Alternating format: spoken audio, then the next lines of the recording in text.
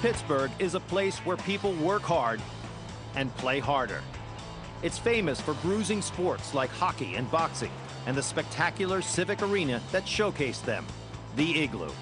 But now it's lights out for the mighty Dome. The first retractable roof arena in the world is now slated for demolition, and we'll be one of the last film crews to explore it. Right down here in the middle of Pittsburgh is one of the most iconic structures of all, the Civic Arena. Built 50 years ago. I'm meeting with the director of operations, Mark Noble. He's gonna take me inside this place. When it first opened in 1961, it was the pride of Pittsburgh, built with local steel. Today, it's been replaced by the gleaming Consol Energy Center, and its glory days are a memory. It's insane to walk into one of these things. They're just huge. This is where the Penguins brought home 3 Stanley Cups. Muhammad Ali fought here, and big names from Elvis to AC/DC packed the house. But its knockout feature, a retractable roof that transformed the Dome into an outdoor arena, was built to impress an audience that could be tougher than headbangers or hockey fans. You know, the purpose that it was open for was the Civic Light Opera. You built a major arena for an opera company? Yep. The cathedral to legends like Lemieux and Yager was really built for Rodgers and Hammerstein. In the 50s and 60s, the city was looking to clean up its dirty image. And a musical theater with a view of a glittering skyline was just the ticket. For the Civic Light Opera, we actually had a stage here. These seats lifted up, and the stage was underneath, and we sat on this side looking that way so you'd have a view of the city. The roof hasn't opened in over a decade, but the Igloo is still set up for the fans' favorite transformation, icing up for hockey. All right, so this is the ice-making part of the business here. I was a huge ice hockey fan when I was a kid. Is it thick or is it thin? It's inch. The machines around us are compressors. They could cool a brine solution down to 7 degrees. The frigid salt water was then piped up onto the cement slab floor above. Then that cold slab out there, the guys are literally spraying water onto this thing. Correct.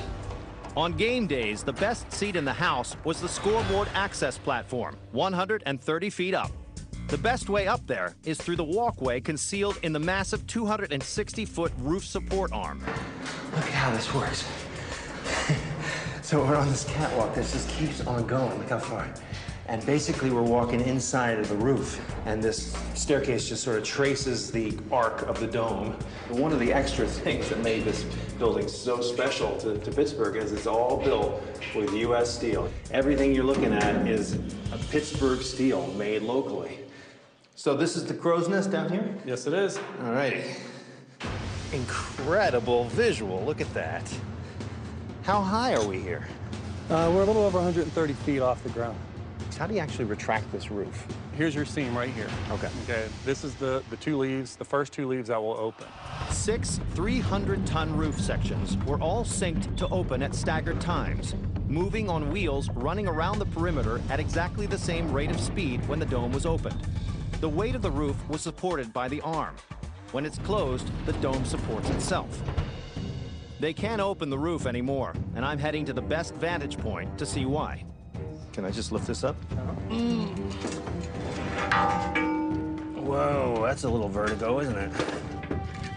The scoreboard that's normally right under this ladder is on the floor, waiting to be auctioned off. Okay, well, this is interesting. Not being harnessed up at all. Sweaty palms and smooth aluminum surfaces.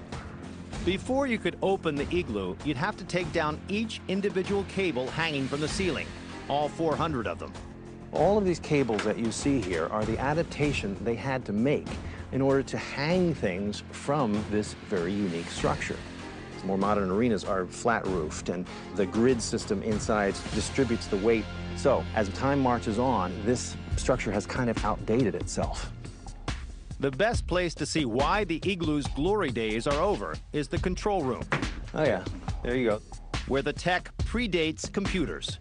Here's the controllers right here on this wall. Okay. For the scoreboard. Can I raise this thing up? Yeah, all we're gonna do is turn the key into on. This one. Uh-oh. There she goes. A dream come true.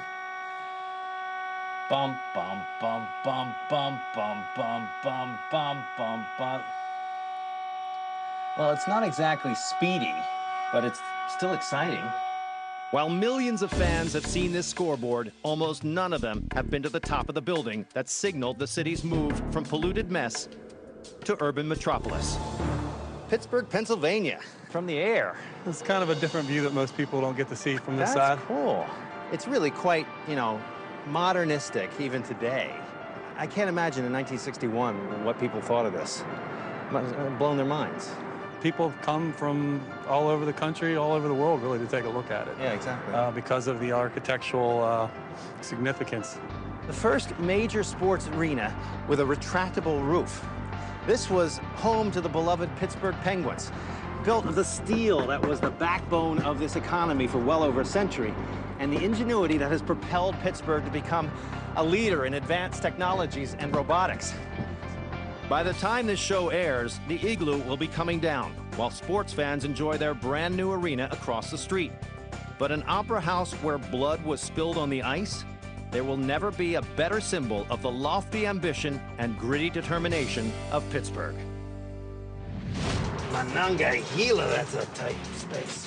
I'm getting a very inside look at the city's biggest home improvement project. Every time a truck goes by, the whole thing goes.